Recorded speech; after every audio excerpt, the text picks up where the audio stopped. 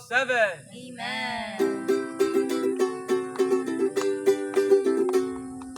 Once by nature we were dead and sin.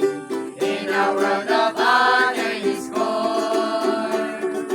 But together God has quickened us, raised us up to sit together with the Lord.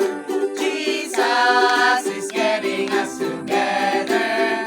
Come and see the saints in one accord. His love is getting us together to the stature of the fullness of the Lord. Thus with all things we can apprehend all the vast dimensions of God. Knowing Christ's love passes all we know, we're together filled to fullness with our God.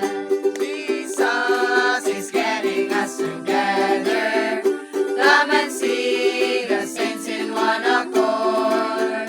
His love is getting us together to the stature of the fullness of the Lord.